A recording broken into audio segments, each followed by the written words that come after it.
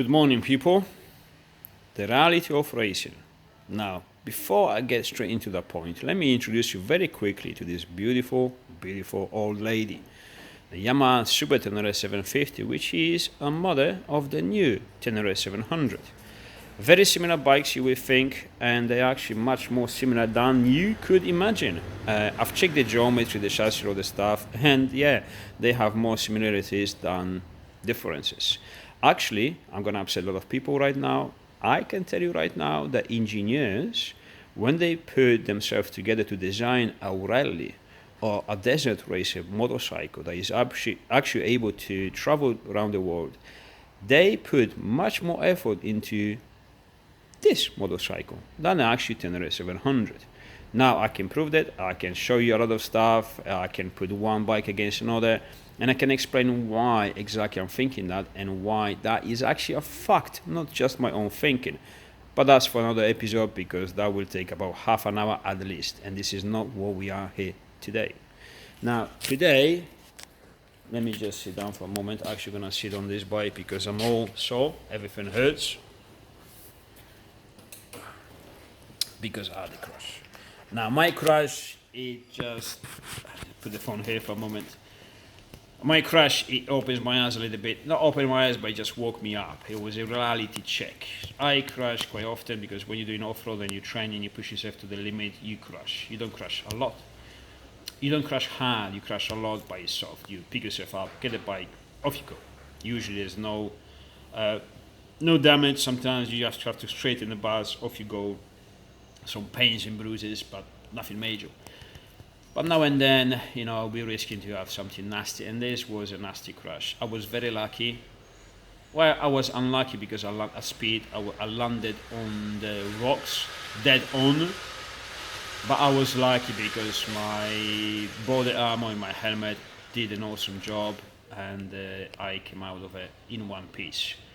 Dislocated shoulder, bent ribs, neck, I don't know what happened with that.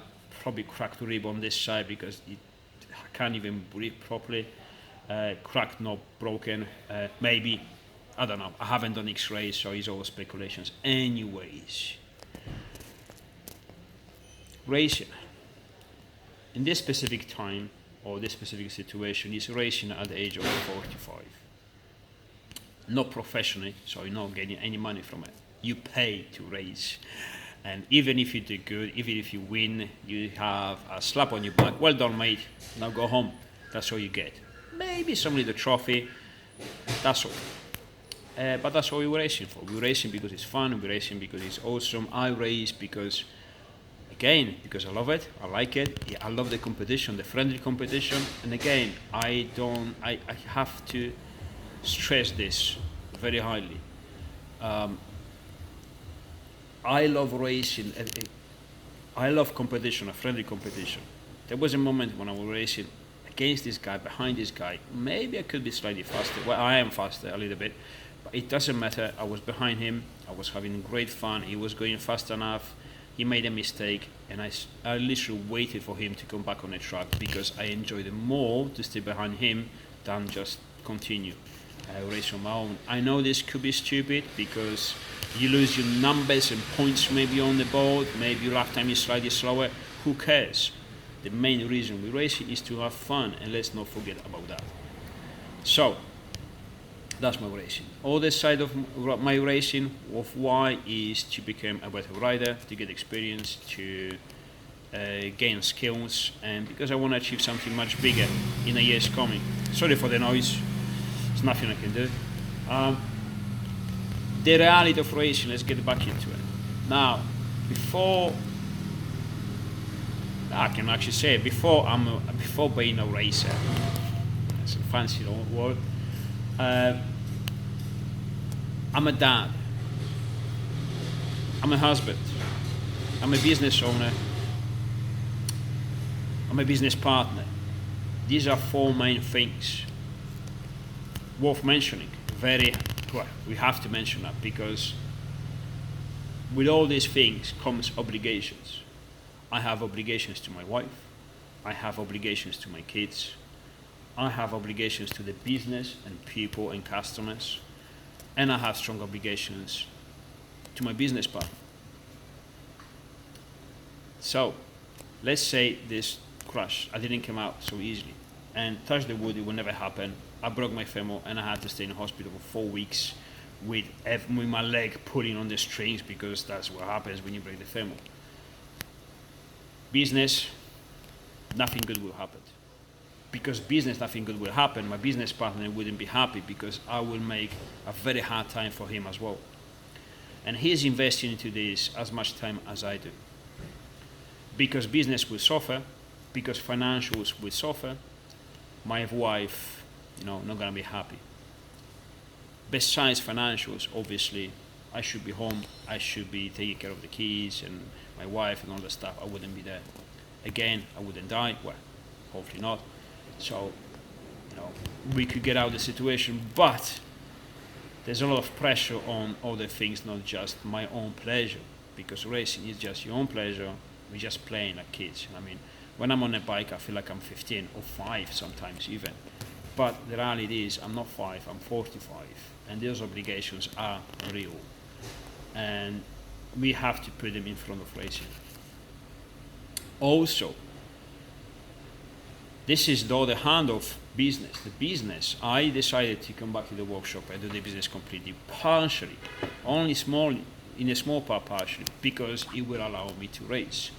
When the business goes fine, next year, it will not be dependent so much on myself. I could be missed for a month or 2 even, it will go ahead, no problems. This is the way I've designed the business. Also, the business is the one that sponsors, pays for my tires, for the bike, for the engines, for the servicing, for the fees, for the fuel, for the tires, for everything, my gear, for the insurances that I have to pay if I hurt myself. So the business is very important in racing. Unless you are lucky enough to do it since you were a kid and someone pays you to do it, that's a different story. But we're talking about normal people like me. So this year's races are cancelled for me. I was supposed to do 24 hours down to dusk, which is a great race, and I was really looking forward to do it, because that is actually a race against myself, in this case against myself. I wanted to see how much I progressed with my skills, where we at. And in this condition, I can't do it. I can barely move this arm, the ribs pains, I'm working here, some movements are extremely painful. So, not extremely painful, but painful. I will not be able to do the race, physically. And also, I shouldn't, because this is what we decided when we had the business meeting and the family meeting with my wife. She still wants me to race, don't take me wrong, she's not the one that pushed me off. She was like, I'm happy from one side, but I'm sad from another. Enter the next year championship and do that one, because you're doing good, and I like to see you happy. And that's what real love is, and I appreciate that, and it is what it is. Last round of the British Rally Championship, I'm not gonna do it, which I'm very sad about that, because that was held at Isle of Man and I really wanted to go there. But, business has priorities, because if I succeed with the business as I should, as is planned, the next year will be different, and I probably will allow myself to do more serious races. If I'm going to do the Switzerland Championship and the British Rally Championship, I'm not sure, probably not. I'm probably going to step up and choose the hardest one. The British Rally Championship, in comparison to Switzerland Baja Championship, is hard, is brutal. And that's the one I want to do, because it teaches me much more. As the event is not as nice as a Switzerland. Switzerland is an awesome event, awesome people. I met great people there. But I need to progress with my skills, and the British is harder and it teaches me more. And possibly, if we can afford it, maybe we can do at least one European race, a proper big rally that is 6-7 days. It's probably going to be either Danaurik Rally or Hellas Rally. But again, we'll live, we'll see. Next year will bring us more surprises, and we'll see where we are. This year, racing is not all about the motorcycles.